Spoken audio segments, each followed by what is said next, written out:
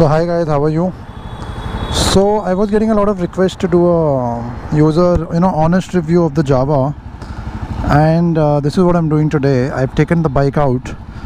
I'm going to be doing a little drive, a little in traffic, little on the open road, kind of figure out what makes this bike tick.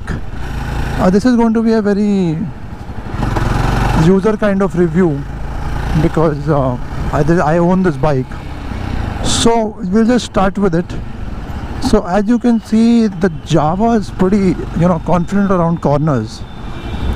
They build the suspension in that way that this motorcycle just goes through corners easy, and there's a lot of confidence which you get. I mean, I'm not saying Enfield are bad. I mean, I had a Thunderbird 500 that was also good to curve, but this does give you that extra confidence, because Enfield are more like cruisers. This they have kind of made like a street bike, so probably they've worked upon it in a way that it kind of handles like a street bike. It can do corner quite well. So here you see another corner coming up. This I'll have to take a little slow, too much traffic on the road. Also another big advantage of the Perak is that this has got a very high revving engine, like a peaky engine, not a high revving, but free revving is more the word. So this has a 334cc engine and 32 bhp, which is more than your other Javas, which are around 293cc. So they have put more grunt in this. Now you see, it just goes into a corner. The bike can just go into the corner, except on the right side, because the side stand is there, and that kind of hits on the ground once you're cutting on the left side. So it's better to just keep it on your right, because that stand will hit on the road, and it'll kind of spoil your balance. Now you see this, I'm not even trying to go fast because I'm kind of running in this motorcycle, but still it's at a speed of 80 now. So I mean, it does 80 to 100 quite effortlessly. I mean, you'll feel like you're not even making an effort to go that fast, which will be good for a long trip, because you would want that comfort of just sitting on the motorcycle, and motorcycles doing 100 speed of 100 quite easy. So engine is definitely a plus. I had a Thunderbird before, I had a KTM too.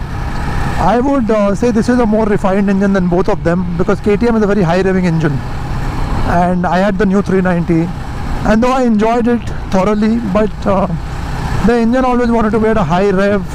For a touring, that's not possible, because a lot of times you're in traffic. This would be wonderful if you can figure out to put a luggage bag on this for a single rider. I think this would be a fantastic bike to take for touring.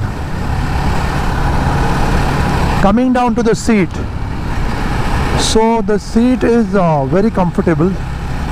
It did feel stiff at the first day. I think it's cushioned down a little bit now.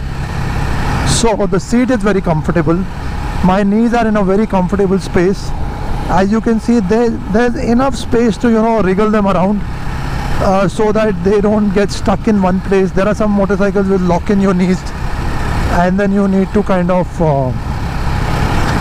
struggle to get out of that hold, and after a while it starts paining your knees, and you have to keep taking a stop. So I mean, you'll have to stretch out your legs in this also, but not more than the usual motorcycle you're riding right now. Or you can always add some highway pegs to the same. So that's about the ride quality. I'll just tell you a little about the shockers. The shockers on the Perak are a little on the stiff side. They are hard, so you might have to soften them up, because once you go into a big bump, they do put a little kind of pressure on your lower back. It will take around 50 to 60% of the bump, but that extra 40% will come to you. So if you have a lower back problem, then I would say that you need to go a little slower on the bumps on this, or just get the shockers changed. Nowadays everything is available aftermarket. So that's about it. Also, if you see the fuel meter, it is kind of it's built opposite. So mostly your meters start from the left below and they go up all the way to the right side, right in the middle, back in the middle. This has the opposite kind of meter. It starts from the top right and then it finishes at the left top. Even the fuel meter is different because they have put like a 1.5, 3/4, 4x4, 0, and then after 0 there's another place for the petrol light to be on. So it has been giving decent mileage. I've already done 200 on it on a full tank and it still has a lot of, so I think this would have a good petrol range of around 350 kilometers, which is a decent petrol range. 350 kilometers is what, because I think it's giving a mileage of around 30 to 35. Putting in 14 liters, it could do around 400, which is that's a lot. I mean, that's almost all the way from here to Manali in a full tank. So you might have to get it refueled just once. So that's pretty cool. So the motorcycles are really fun to ride, and the good thing is that you don't have to change gears that often. It's got power all the way. So I've been riding this in 6th gear all throughout. I've done very minimal gear changes. I'm just changing when I'm going very slow. Right now I'm in a 4th gear, and you can see at 4th gear at 40 km/h is just free flowing, doesn't have any problem. On 6th gear I've been riding on 60, 70, 80, doesn't vibrate. Something what a KTM would have shut off by now. As soon as you cross that rev range, it kind of shuts off the bike, which was never comfortable for me, because I always had to change my gear in traffic, or the bike will and just shut off. This bike is a looker too. You'll see most people on the road are looking at the motorcycle. It's a beautiful looking bike. It will give you the kind of looks that none of the other bikes are going to give you, none of the Enfield, none of the KTMs. It just looks different.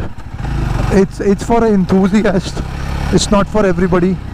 If you want a mass bike, go for a KTM or maybe an Enfield. If you want something which stands apart, which has a better engine, smoother engine, which turns better, I would say this is like a muscle bike, something of a muscle bike for a Jawa in that 350 range. I own a XD Owl, and this is very similar to my XD Owl. My wife actually said that this resembles it. It does actually. It's a cruiser which is made like a muscle bike. So exactly how my XD Owl is, I would say that my XD Owl I can describe in one word. It's a tourer which is made like a muscle bike. So this is the same thing. So it's a fantastic motorcycle. I would recommend everybody to get one, only if you have a second bike, because you would always need something for a two-wheel. Maybe you want to take a friend out for a ride, or maybe your girlfriend or wife. Then you're going to go around looking for an aftermarket seat, and even if you put that aftermarket seat, the bike might lose its look. So then you might not want to have that seat. So I think it's better if you have a first bike for your normal day-to-day usage, something to take your friends on, and probably buy this one just for yourself, just like a personal motorcycle which only you are riding, nobody else is riding it. And a little bit, the bar end mirrors are quite cool. They work pretty well for all that style. They're working pretty well. I can see everything, though I have to bend myself, my head, to see everything about it. Another thing is that this doesn't have alloy wheels, so these tires are tubeless, but they have spokes as well. So you would have to remove those spokes to make it tubeless. Otherwise, there is a danger of having a puncture. So that's pretty much about the motorcycle. Rest for a walk around review, you can just go to my channel. You'll find a walk around review on that, where I have just the bike is standing and I'm doing a review around it. For any kind of technical stuff, you can go there. And till then, please subscribe to my channel. I would be putting many reviews now. And thank you so much. My last verdict, get this motorcycle for yourself. You owe it to yourself to get something good, get something different. You want to stand out in a crowd, get this. You want a mass bike, get a KTM, get an Enfield, you know. But if you want something which stands apart, which you look at your motorcycle once you get off and you keep staring at it, this is the motorcycle for you. It's got a great seat, great power, great cornering. You can work on the shockers a little bit, but if your lower back is okay, I think you can handle this. And I think overall it's a fantastic motorcycle. Thank you so much, guys. Please subscribe to my channel, and I'll be putting a lot of reviews soon. Thank you so much. Bye.